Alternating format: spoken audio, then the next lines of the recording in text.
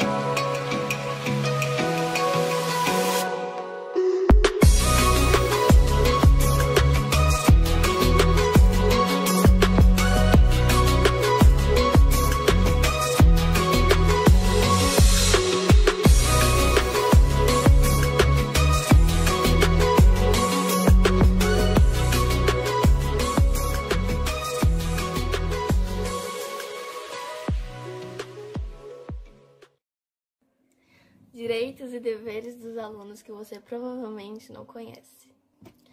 Segundo a Lei 9394, um professor não pode obrigar um aluno a apresentar um trabalho se ele não quiser.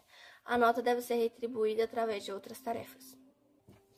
E em segundo lugar, um professor não pode manter um aluno dentro de sala de aula após o sinal, também com a mesma lei, 9394. Agora, essa daqui, a terceira, mas não menos importante, eu tirei do site Jus Brasil. Se você quiser ter mais informações, você pode ir lá procurar que você vai encontrar. Eu vou ler um trecho aqui, e assim: As normas da escola, como o regimento interno e contato da apresentação de serviço educacional, não são superiores à Constituição Federal, que é a lei maior do Brasil.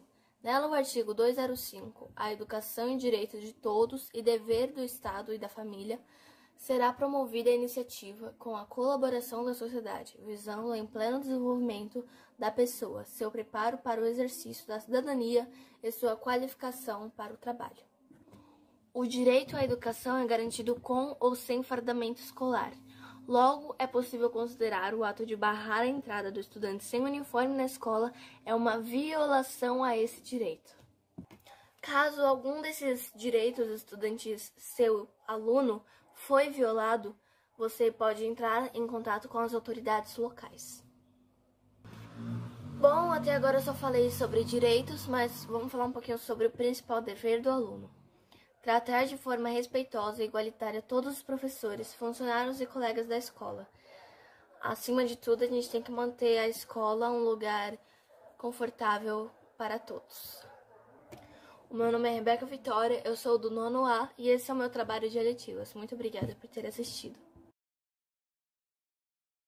Me chamo Yasmin Gabrieli, sou do 9º ano B e hoje eu vim apresentar meu trabalho de eletivas. Importância ao direito na sociedade de um modo geral, pode-se assim definir a ciência do direito como conhecimentos, metodicamente coordenados, resultantes do estudo ordenado das normas jurídicas com o propósito de apreender o significado objetivo das mesmas e de construir o sistema jurídico, bem como de descobrir as suas raízes sociais e históricas. É dado a ele a importante tarefa de construir o sistema jurídico. O direito é de importância fundamental para a vida em sociedade. É ele quem detém o poder de regular as atitudes de modo a buscar o apaziguamento social. Utiliza-se de seus meios para a aplicação de suas leis com base em sanções. O direito é bilateral. Quando uma norma é ofendida e essa norma é jurídica, a consequência é diversa por causa da bilateralidade, ou a própria vítima de ofensa à norma, ou um terceiro poderão reagir para obrigar o ofensor a cumprir a norma violada ou a sofrer uma punição. Isto porque a norma jurídica, sendo bilateral, pressupõe sempre uma relação de direitos e deveres, ligando dois ou mais indivíduos.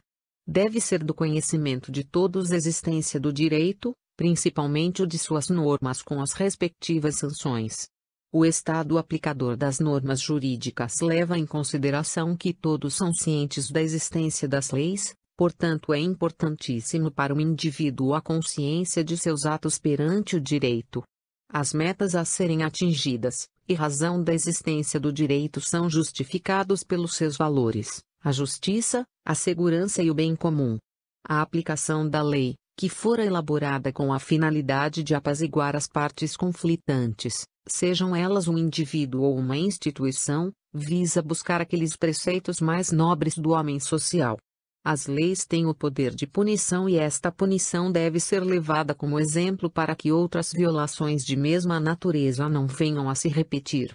O direito é uma arma que busca a justiça incondicionalmente. E esse valor não pode ser retirado de sua estrutura. Deve impor sua força com suas leis quando a segurança de um indivíduo estiver sendo violado, seja a sua vida ou a sua propriedade, e inseparavelmente deve considerar-se que o bem-estar comum obrigatoriamente não pode ser esquecido no direito. Estando a justiça imperando, a segurança garantida, logo o bem-estar, em seus diversos pontos de vista, estará sem alcançado. Os direitos humanos são essenciais a todos, independente de sua condição social, raça, etnia, nacionalidade, sexo, gênero, orientação sexual, idade, ou qualquer outra variação.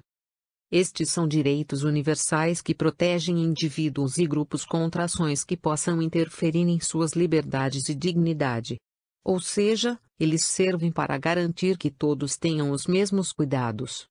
Uma das características dos direitos humanos é o seu caráter coletivo. É a alteridade influenciando as formas como se estabelecem as relações sociais entre povos de uma mesma cultura e também de maneira intercultural. Busca-se, por conseguinte, validar as garantias fundamentais humanas contra todo e qualquer tipo de violação. sempre que ocorrem atrocidades em escalas mundiais, como atos terroristas, chacinas ou mesmo os crimes bárbaros que ganham grande comoção pública, os debates sobre os direitos humanos vêm à tona e ganham ainda mais destaque. O tema ultrapassa, assim, os espaços acadêmicos e jurídicos, alcançando as mais diferentes camadas populares.